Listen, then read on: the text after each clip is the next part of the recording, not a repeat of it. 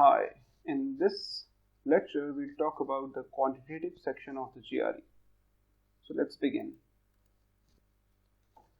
So the quantitative section tests your critical thinking skills. There are four major topics that are covered on this test. Number one is arithmetic, number two is algebra, number three is geometry, number four is data interpretation. So as you can see that there are no advanced maths, calculus on the GRE. It's all basic maths that is covered in school up to 10th grade or matriculation. So let's talk about the question types that are on the GRE. There are four question types that are part of the GRE quantitative section. The first type of question is a very basic multiple choice question, or as we commonly call it, the MCQ, where you get a prompt and you have to select one answer. So as an example, you can see that here is your prompt which asks you a certain question, which is followed by 5 options, and you have to choose only one correct answer. In this video, I won't be giving you solutions for these questions, but in later videos, you'll see the solutions to these questions. So let's move on. The second question type is called the multiple answer questions, where you have to select one or more answers. So just like the MCQ, you have a prompt followed by some options, but instead of the standard 5 options, you can get 3, 4, or maybe even 10 options, and either one could be true or all of them could be true.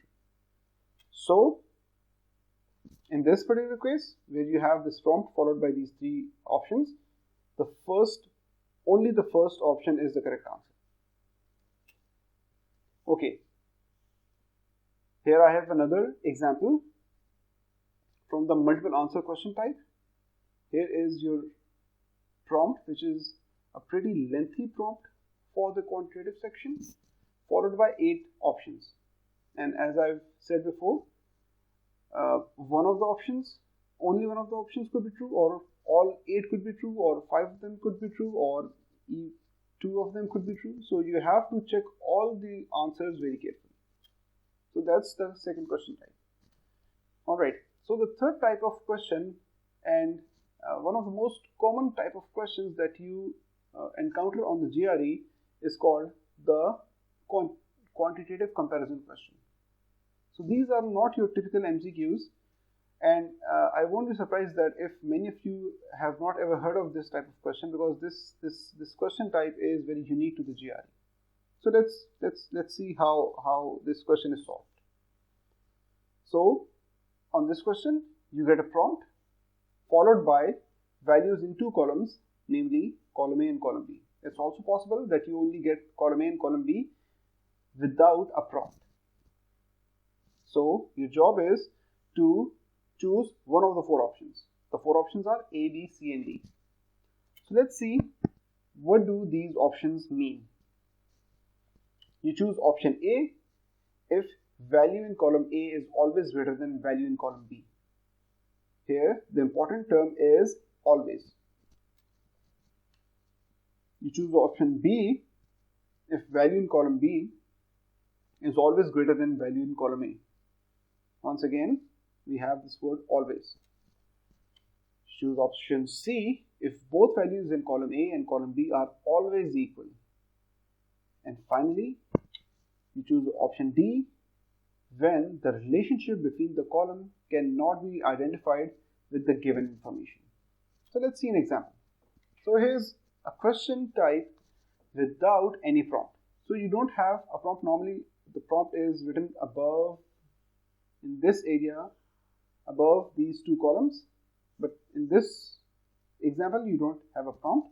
You only have column A and column B, or as it says, quantity A and quantity B, and your job is to basically compare these 2 values and choose whether column A or quantity A is always greater, or quantity B is always greater, or the 2 quantities are equal, or the relationship cannot be determined.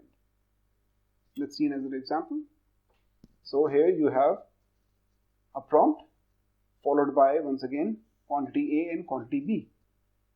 And once again, you have to compare these two quantities and explain or choose whether quantity A is always greater or quantity B is always greater, or the two quantities are equal, or the relationship cannot be determined.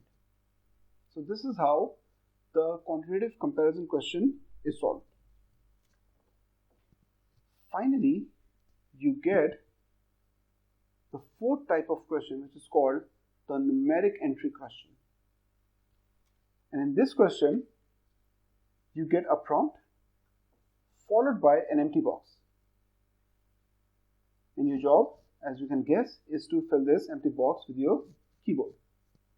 So, unlike the MCQs or the multiple answer questions, or even the quantitative comparison questions, in numeric entry questions, you have no options.